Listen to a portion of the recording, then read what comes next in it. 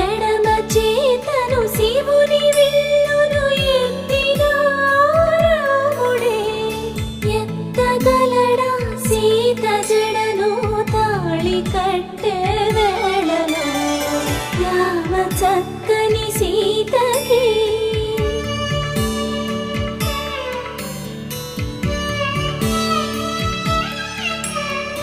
ఎర్ర జాబిలి చేయి